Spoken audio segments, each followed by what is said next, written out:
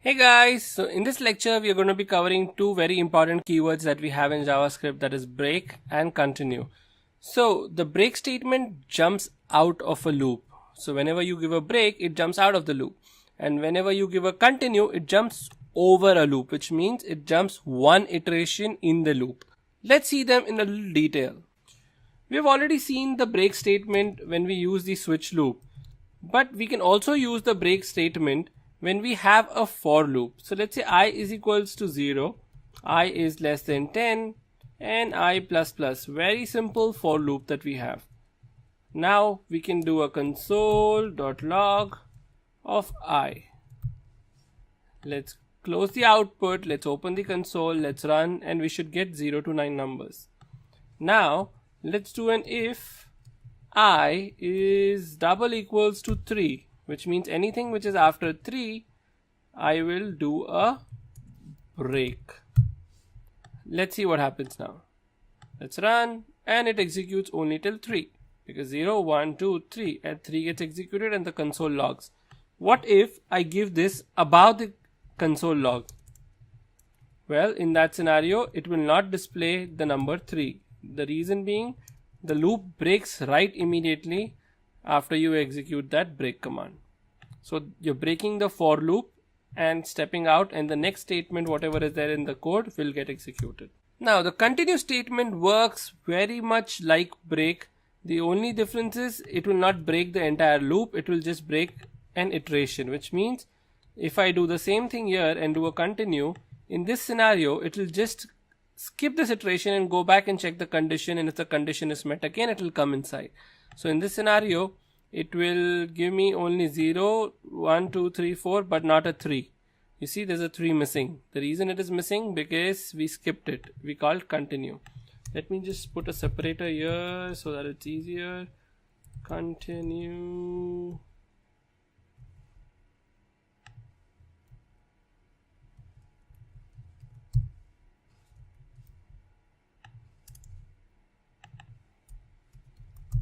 Okay, well, the better option is, if you really want to see it in a line, you can do a text is equals to something, and then instead of console log, you copy this here and you do a console log of text, and text is plus equals to I.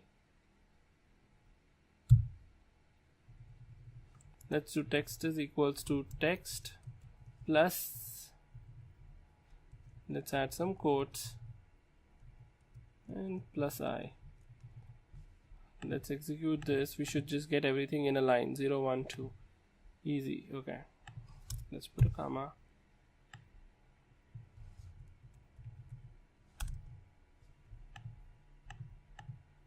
Okay, so the last one will also be a comma, which is fine. Let's do the same thing here so it's easier and we can see what the differences are.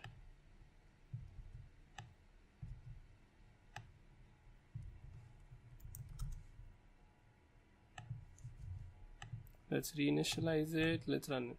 So now you can see 0, 1, 2 and 3 onwards it breaks. Whereas in continue it skips 3 but it goes to 4. So that's the difference between break and continue. In JavaScript there is a concept called as labels. Just like we have names, there is something called as labels that we can give it to the JavaScript code as well. You can enable any code block, and the break and continue statements are the only JavaScript statements that can jump out of a code block. So how do you provide a label? Well, the syntax is very simple. You just do the label name and a colon and then start your block of code. That's the syntax for a label. Now with a label block, with a label reference, the break statement can actually be used to jump out of any code block. What do I mean by that? So let's say we create a variable cars is equals to an array. Again, BMW, Mercedes, Ford, and Honda. Okay, so now if I label something, let's say list will just be a block of code, and that's a label. And in this list, what I do is I already have the text. Let's do text is equals to empty text again, and text is equals to or plus equals to cars of 0, 1, 2, 3, 4, sorry, and let me do it till 10. Let's see what happens. Now instead of 1, this will be 0, this will be 1, this will be 2, 3, 4, 5, 6, 7, 8. Now we know that 0, 1, 2 and 3. After that, after this, everything will be undefined. So let's go here and say break a list. And let's do a console.log of text. Let's also copy this so we know that we are checking the label.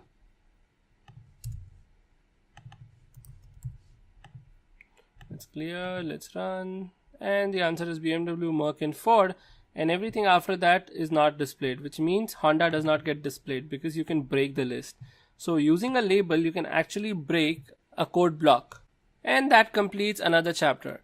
So I'll see you in the next class.